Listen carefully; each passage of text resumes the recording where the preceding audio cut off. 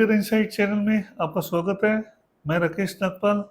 आज आपका जो वीडियो का टॉपिक है वो है अपना इंटरनेट। अब सूचना प्रौद्योगिकी के अंदर अपने सबसे ज़्यादा जो अपने आज की तारीख में इस्तेमाल किया जाता है वो है अपने इंटरनेट।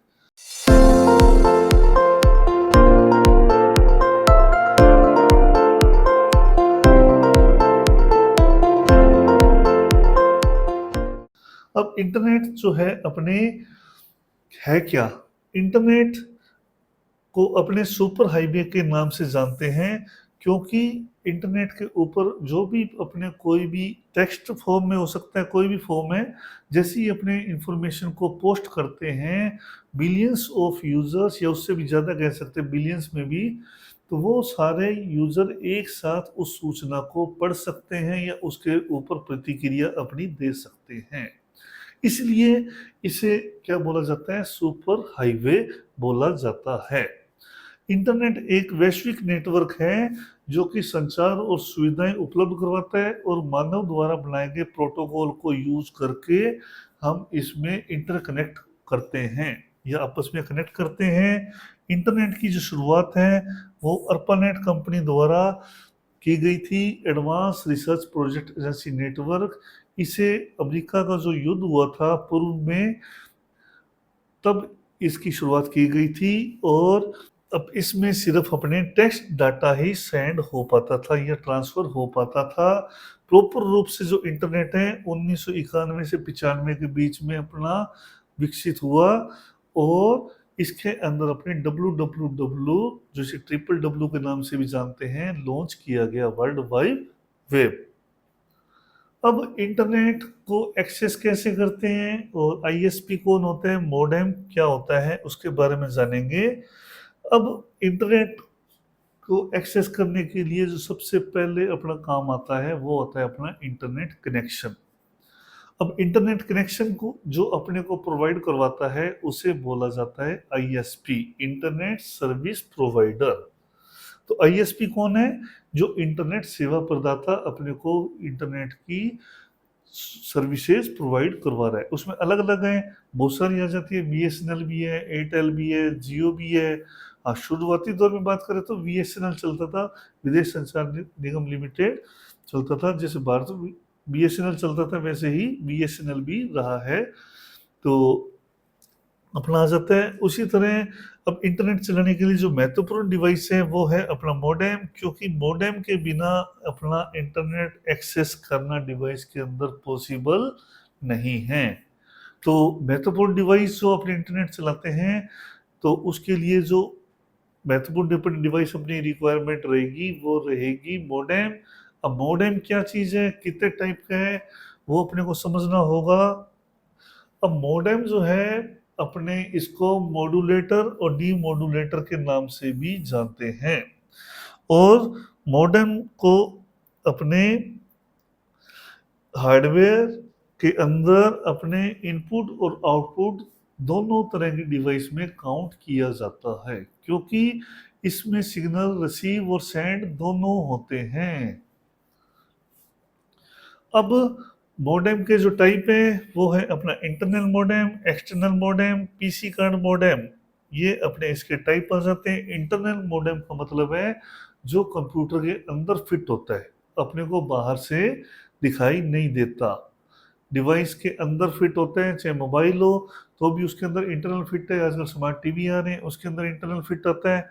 तो इंटरनल जो लगा हुआ है उसे अपने इंटरनल मॉडेम बोल देंगे, जो कि अपने को बाहर से दिखाई नहीं देता।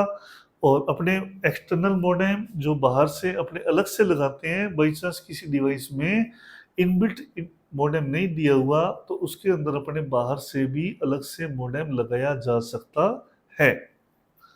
और फिर बारी आती है पीसी कार्ड मॉडेम, जो कि डाटा कार्ड की तरह आता है, पेन ड्राइव टाइप। उसे अपने बाहर से डिवाइस में, लैपटॉप में या नोटबुक में अलग से लगा के अपने उसे एक्सेस किया जा सकता है या यूज किया जा सकता है। मॉडेम की जो वर्किंग है उसे मॉड्यूलेशन डीमॉड्यूलेशन के नाम से जानते हैं। अब मॉड्यूलेशन क्या चीज है? मॉड्यूलेशन है अपना सिग्नल ट्रांसलेट करना और डिमॉड्यूलेशन के अंदर भी सिग्नल ट्रांसलेट होगा। अब इन दोनों में डिफरेंस क्या होगा? अब डिफरेंस ये है कि जो अपने स्क्रीन पे सिग्नल दिखाई देते हैं वो होते हैं डिजिटल सिग्नल। जब अपने डिजिटल सिग्नल को एनालॉग सिग्नल में कन्वर्ट किया जाता है, ये मॉडेम द्वारा डिजिटल सिग्नल को एनालॉग सिग्नल में कन्वर्ट करता है, तो उसे क्या बोला जाएगा? अपने मॉड्यूलेशन बोला जाएगा। मॉड्यूलेशन में डिजिटल सिग्नल को एनालॉग सिग्नल में कन्वर्ट किया जाता है, जबकि एनालॉग सिग्नल को डिजिटल सिग्नल में जब कन्वर्ट किया जाता है उसे तब बोला जाता है डीमोडुलेशन। तो एक दूसरे से विपरीत है, एक तरह से यूज समझ सकते हैं अपने, ये अपने जो है सिग्नल जो है डिजिटल सिग्नल है और इसे एनालॉग सिग्नल में कन्वर्ट किया गया, और एनालॉग सिग्नल को अपने किस में कन्वर्ट किया गया? डिजिटल सिग्नल में। ये हो गया ए टू डी और ये हो गया डी टू ए। अब ये हो गया अपना मॉड्यूलेशन और ये हो गया डीमोड्यूलेशन। तो ये है अपना सिग्नल ट्रांसलेशन जो कि मॉडेम के अंदर होता है, और एक पीसी से दूसरे पीसी में जब डाटा ट्रांसमिट होता है तब ये अपने जो सिग्नल सेंड होते हैं तो हमेशा एनालॉग सिग्नल में ट्रांसलेट किए जाते हैं, और जब अपने सिग्नल रिसीव होते हैं तब एनालॉग में ही प्राप्त होते हैं, और मॉडेम उसे क्या करता है? डिजिटल में कन्वर्ट करता है, क्योंकि अपने क्या समझ पाते हैं? डिजिटल सिग्नल समझ पाते हैं। इसलिए मॉडेम अपना उसमें अपने को हेल्प करता है। फिर नेक्स्ट आ जाता है हाउ टू कनेक्ट डिवाइस, मतलब अपने जो डिवाइस हैं उसे कैसे कनेक्ट करते हैं कंप्यूटर को या अदर डिवाइसेस को। तो उसमें टू मेथड आ जाते हैं, जिसके अंदर सबसे पहला आता है केबल कनेक्शन, दूसरा आता है वायरलेस कनेक्शन। अब डिवाइसों को या तो वायर के साथ कनेक्ट जोड़ा जाता है, या फिर दूसरा आ जाता है विदाउट वायर जोड़ा जाता है। तो इसके अंदर सबसे पहले अपने केबल के अंदर आ जाती है twist pair cable, coaxial cable और ऑप्टिकल फाइबर, जो कि वर्तमान में सबसे ज़्यादा फेमस केबल है, जिसे अपने जियो फाइबर या एयरटेल फाइबर के नाम से बहुत सुनते हैं। तो वो फाइबर केबल की जो डाटा सेंड कम्युनिकेशन की जो स्पीड है काफ़ी हाई रहती है, हाई स्पीड डाटा ट्रांसमिट करने की ये क्षमता रखती है। इसी तरह वायरलेस कनेक्शन के अंदर इंफ्रारेड आ जाता है, ब्लूटूथ आ जाता है, वाईफाई आ जाता है, और वाईफाई का पूरा नाम आ जाता है वायरलेस फिडिलिटी। तो वाईफाई, वायरलेस फिडिलिटी, और इसी तरह इसका अपग्रेड आ गया है लाईफाई, जिसे लाइट फिडिलिटी के नाम से जानते हैं। और टावरों पे जो अपने टावर लगे हुए हैं उन पे जो सिग्नल रिसीव और सेंड करने के लिए जो लगाए जाते हैं, ये सिग्नल जो मेथड यूज होता है वहाँ यूज होता है माइक्रोवेव और सैटेलाइट। ये इसका वायरलेस कनेक्शन की एक मोड है जिसमें अपने डाटा कम्युनिकेट किया जाता है। फिर अपना नेक्स्ट है इंटरनेट कनेक्शन के टाइप कौन कौन से हैं। इंटरनेट कनेक्शन जो है अपने को किन किन तरीके के मिल जाते हैं, किस किस टाइप के मिल जाते हैं, जिसमें सबसे पहला आ जाता है अपना डायल अप कनेक्शन, जो कि बेसिक लैंडलाइन फोन पे अपने को मिलता है, जिसे अपने घरेलू कनेक्शन के नाम से भी जाना जाता है, जिसकी स्पीड काफ़ी स्लो रहती है। इसमें डायल अप कनेक्शन के बाद जो सेकंड नंबर पे आता है वो आता है अपना ब्रॉडबैंड, जिसमें 3 वेरिएशन आ जाते हैं। ब्रॉडबैंड के अंदर अपने केबल कनेक्शन भी आ जाता है, और इसमें वाईफाई भी आ जाता है, और डीएसएल भी आ जाता है। मतलब अपने को ब्रॉडबैंड वायर के थ्रू भी मिल जाता है और वो बिना वायर का भी आ जाता है। और तीसरा आ जाता है डीएसएल, डिजिटल सब्सक्राइबर लाइन। अब ब्रॉडबैंड क्योंकि अपने नाम से ही अपने फेमस है, अपने डेली दैनिक जीवन में यूज भी लेते हैं, जब तेज नेट की बात आ गई तो अपने क्या करते हैं भी हमें ब्रॉडबैंड लेना है। और उसके अंदर अब वो बात अलग है, जब विदाउट वायर वाला ले रहे हैं भी अपने वायरों को झंझट नहीं चाहिए तो विदाउट वायर वाला लगा लेते हैं, या फिर वायर वाला भी लगाते हैं। डीएसएल क्या है? डीएसएल है डिजिटल सब्सक्राइबर लाइन, जो कि एक स्पेशल लाइनें बिछाई जाती है टेलीकम्युनिकेशन कंपनी द्वारा, जो कि उन यूजर्स को ये कनेक्शन देती है जिनका एक तरह से बिना नेट के वर्क होगा ही नहीं। जैसे एक तरह से यूँ कह सकते हो बैंकिंग सेक्टर कह सकते हैं, क्योंकि वहाँ पे अगर कुछ मिनट भी अगर अपने नेट बंद हो गया तो लाखों ट्रांजैक्शन रुक जाते।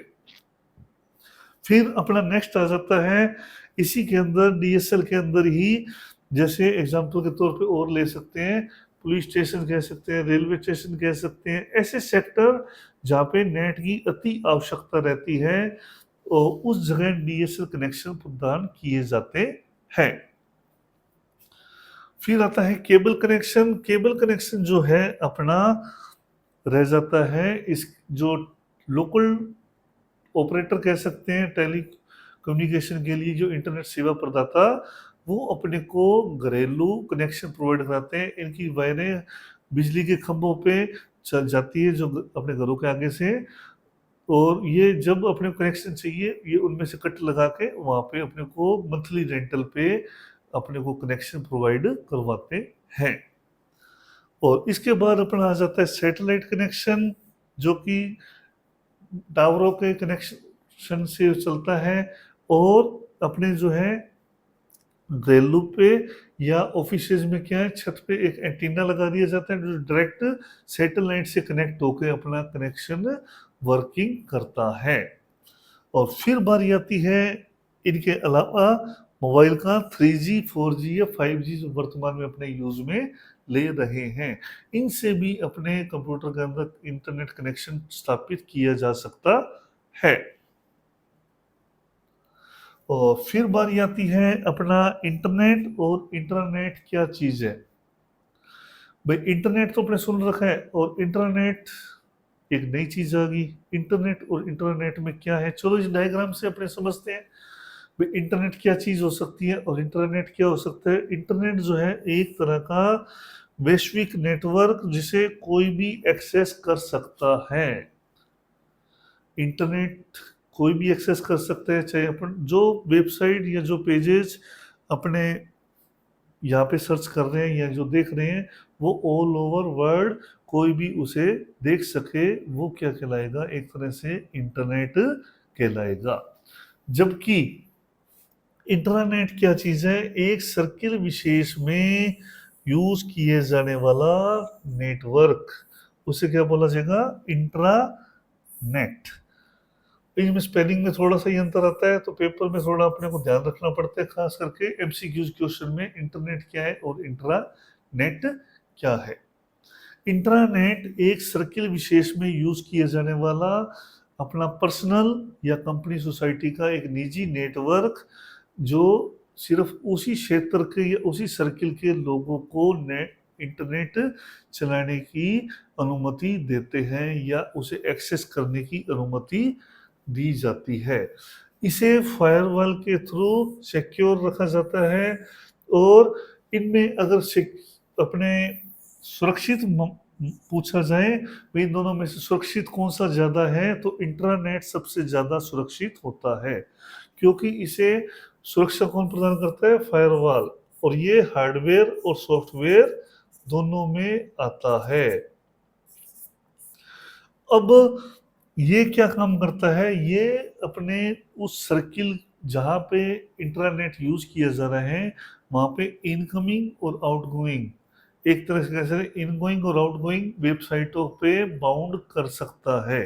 भी अपने को कौन से वेब पेज चलाने हैं और कौन से को रोकना है, या बाहर से कौन हमारे से संपर्क कर सकता है कौन नहीं कर सकता, सारी चीज़ें हम क्या कर सकते हैं, बाउंड कर सकते हैं, एक अपना खुद का एक रेस्ट्रिक्शन लगा सकते हैं। और इसका एग्जांपल अपने कॉल सेंटर का ले सकते हैं, कंपनी के अपने पास फ़ोन आते हैं और जैसे ही अपने बातचीत खत्म होती है उसी नंबर पर अपने दोबारा डायल करते हैं तो वो नंबर अस्तित्व में नहीं है बताता है, जबकि अपने रिसेंटली उससे बात भी होती है उसी नंबर पे। क्यों? क्योंकि वहाँ पे फायरवॉल के थ्रू सिर्फ वहाँ पे क्या आउटगोइंग है, इनकमिंग नहीं की गई। तो इसलिए इस तरह का नेटवर्क अपना क्या कहलाता है, इंट्रानेट, जो कि फायरवॉल के थ्रू सुरक्षा दी जाती है, डाटा को सिक्योर किया जाता है और अपने वर्कर्स को अलग अलग रूल के अकॉर्डिंग भी काम करवाने में सक्षम बनाता है। दोनों के दोनों में समानता क्या है? दोनों में समानता ये हो जाती है, दोनों के दोनों टीसीपी आईपी का यूज करते हैं। ट्रांसमिशन कंट्रोल प्रोटोकॉल और इंटरनेट प्रोटोकॉल का यूज करते हैं। दोनों के दोनों में जब कंप्यूटरों से ये डिवाइसों में आपस में कनेक्ट किया जाता है तो आईपी एड्रेस का यूज करके इस्तेमाल किया जाता है, जिससे डिवाइस को एक दूसरे डिवाइस से कनेक्ट करने में सुविधा रहती है और आसानी से उसमें कोई बग हो तो निकाला जा सकता है। और फिर बारी आती है दो अलग अलग नेटवर्क को जोड़ने को क्या बोला जाता है? Extra net. तो दो अलग अलग नेटवर्क को जोड़ना है तो एक्स्ट्रा नेट बोला जाता है। अगर अपने इंटरनेट की बात करें तो उसे वैश्विक नेटवर्क नाम दिया जाता है। इंट्रानेट की बात करें तो एक निजी नेटवर्क का नाम दिया जाता है। तो ये था अपना इंटरनेट और इंट्रानेट। अब जैसे इस डायग्राम में एक चीज और समझते हैं, जैसे सर्वर है तो इस सर्वर को इंटरनेट के जरिए यूजर भी यूज कर रहे हैं और अपने इंटरनेट यूजर भी यूज कर रहे हैं। मतलब कोई भी एक पेज कह सकते हैं, वेबसाइट कह सकते हैं, उसे इंटरनेट यूजर तो यूज कर ही सकता है और इंटरनेट यूजर भी यूज कर सकता है। लेकिन दोनों में डिफरेंस क्या है? इंटरनेट यूजर इंटरनेट पे जा सकता है, जबकि इंटरनेट यूजर इंट्रानेट पे नहीं जा सकता। वहां पर क्या रुक जाएगा? फायरवॉल उसे रोक लेगा। तो इसलिए इसे ज्यादा सिक्योर माना जाता है। फिर है अपना इंटरनेट चलाने के लिए सबसे ज्यादा जो यूज में लिया जाता है वो है अपना ब्राउजर। इंटरनेट कनेक्शन मिल गया अपने को, इंटरनेट और इंटरनेट में क्या डिफरेंस है वो पता लग गया। अब जब डिवाइस में अपने को इंटरनेट को एक्सेस करना है, चलाना है, तो सबसे ज़्यादा अपने क्या यूज़ लेते हैं? ब्राउज़र यूज़ में लेते हैं, जिसमें अपने वेब पेजों को ओपन किया जाता है। अब उसके एलिमेंट्स थोड़े बेसिक समझते हैं। अब इंटरनेट के ब्राउज़र कौन कौन से हैं? इंटरनेट के ब्राउज़र जो अपना इनबिल्ट आता है वो है अपना इंटरनेट एक्सप्लोरर। इसका नाम बदल के क्या रख दिया गया है? माइक्रोसॉफ्ट एज रख दिया गया है, जो कि माइक्रोसॉफ्ट कंपनी द्वारा डेवलप किया गया इनबिल्ट ब्राउज़र है, जिसके अंदर अपने क्या मिल जाता है? स्मार्ट फिल्टर मिल जाते हैं, डूडल्स मिल जाते हैं, और इसका जो सर्च इंजन है बाय डिफॉल्ट वो है बिंग रहता है। और इसी तरह इससे मिलते जुलते अदर ब्राउज़र फायरफॉक्स है, सफारी है, गूगल क्रोम है, जो अपने ज़्यादा यूज़ में लेना पसंद करते हैं या लेते हैं। लेकिन इनबिल्ट अपना अपने आ जाता है माइक्रोसॉफ्ट एज। ठीक है। अब इसके अंदर क्या है? अपने ब्राउज़र के अंदर अपने बहुत सारी चीज़ें यूज़ में लेते हैं, जैसे कुछ चीज़ें समझते हैं थोड़ा सा। अब ब्राउज़र के अंदर क्या है? कुछ एलिमेंट्स, जैसे ये बैक बटन आ गया, ये अपना नेक्स्ट बटन आ गया, इसी तरह रीलोड बटन, ये होम, और यहाँ से अपने ये क्या है? वेब एड्रेस को एंटर करके अपने क्या करते हैं? वेब पेजेस को ओपन करते हैं। यहाँ पर अपने बोल बोल के भी सर्च कर सकते हैं, और इसी तरह गूगल लेंस का भी यूज़ किया जा सकता है आज की तारीख में एआई मोड में भी। और नेक्स्ट पेज ओपन करने के लिए अपने क्या करते हैं? यहाँ से प्लस बटन यूज़ करके नया वेब पेज और भी एक्सेस करते हैं। तो अपने एक समय में एक से ज़्यादा वेब पेजों को ओपन कर सकते हैं, साथ साथ उस पर एक साथ काम भी कर सकते हैं। और जैसे जैसे अपने वेब पेज ओपन करते हैं वैसे वैसे क्या है, इसके अंदर क्या है, लास्ट में कुछ ना कुछ ऐड ऑन होता रहता है। जैसे अपने एक पेज खोलते हैं आरपीएससी, जैसे ही आरपीएससी खोला तो ये अपना पेज आ गया और ये ओपन हो गया। अब ये यहाँ पे क्या बना है? एक अपने क्या किए हैं? वेब एड्रेस ओपन किए। लेकिन इसी के अंदर अगर अपने कुछ और एक्सेस करते हैं, जैसे कोई इंफॉर्मेशन लेते हैं, तो ये जैसे जैसे इसके अंदर क्या बढ़ता जाएगा? एक लिंक ऐड बनता जाएगा, जो कि क्या बन जाएगा, यूआरएल बन जाएगा। अब यूआरएल क्या चीज है उसको समझते हैं। मतलब मेरा कहने का मतलब, जैसे जैसे अपने पेजों को एक्सेस करेंगे वैसे वैसे ये क्या है, एड्रेस लंबा होता जाएगा और उससे कंसोलिडेट रूप से क्या बोला जाएगा, यूआरएल।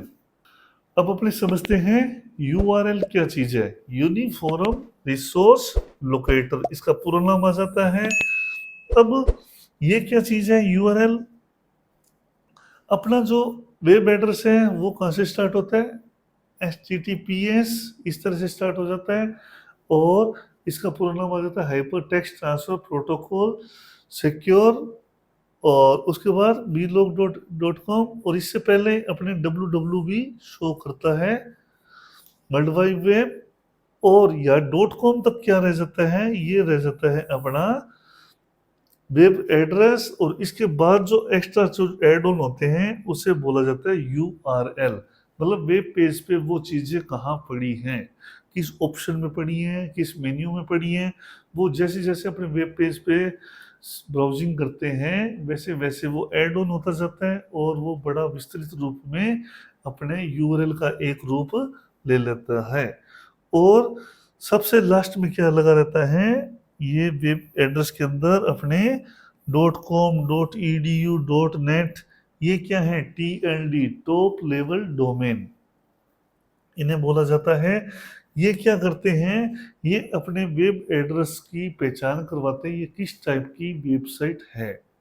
जैसे डॉट कॉम है तो कमर्शियल के लिए, और ORG है तो ऑर्गेनाइजेशन के लिए, डॉट edu है तो अपने एजुकेशन के लिए। तो ये अलग अलग अपने TLD यूज करते हैं, जो से अपने वेब पेजों की पहचान होती है ये किस टाइप का वेब पेज है। तो यूआरएल अपने वेब ब्राउजर के अंदर डायरेक्टली कॉपी पेस्ट करके भी एक्सेस कर सकते हैं।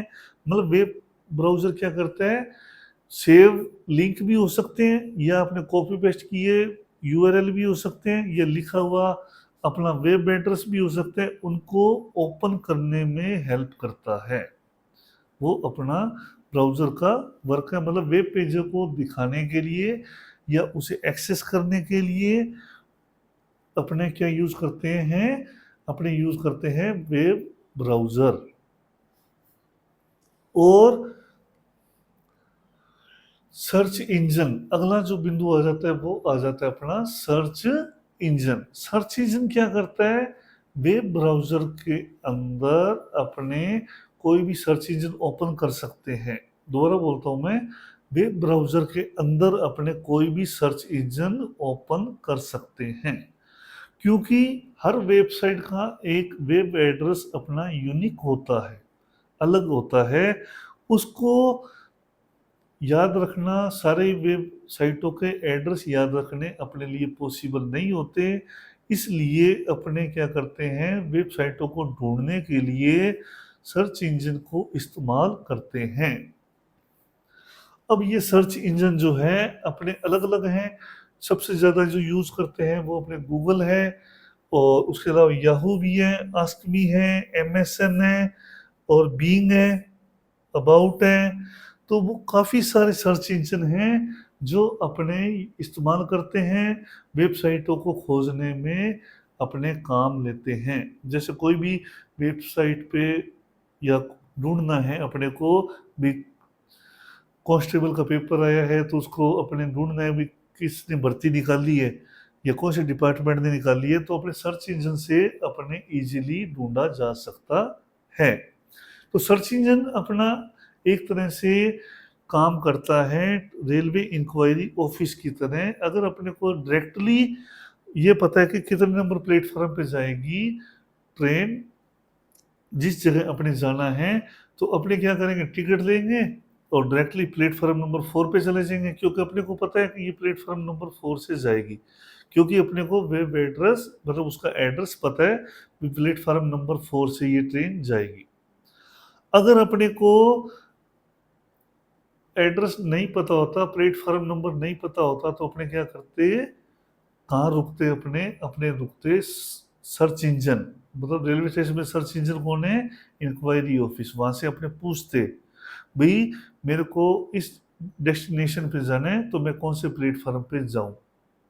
तो वो रोल जो है अपने कंप्यूटर के अंदर, ब्राउज़र के अंदर अपने सर्च इंजन ओपन करते हैं और उसके अंदर अपने खोज के अपने डेस्टिनेशन, अपने जो वेबसाइट चाहिए उस पे पहुँचते हैं और अपना काम अपने आसानी से करते हैं, कम्युनिकेट करते हैं। तो ये रोल था सर्च इंजन का, और ब्राउज़र सिर्फ़ अपना वेब पेजों को ओपन करने के लिए काम में लिया जाता है। और जितने भी सर्च इंजन हैं उनका भी एक यूनिक एड्रेस रहता है। जैसे गूगल का है www.google.com, और याहू का भी अलग रह जाता है। तो ये सबके क्या है, अपने अलग अलग सर्च इंजन के भी एड्रेस हैं, जिनके अंदर अपने बोल बोल के या फिर इमेज के माध्यम से या फिर लिख के अपने चीज़ों को ढूंढा जा सकता है, या अपने लिंक को ढूंढ सकते हैं और अपना काम को आसानी से उसे पूरा कर सकते हैं। तो ये था आज का अपना इंटरनेट का टॉपिक। और अभी ये टॉपिक पूरा नहीं हुआ है क्योंकि अभी इंटरनेट का टॉपिक काफ़ी वाइड है। तो आज की वीडियो में इतना ही। धन्यवाद।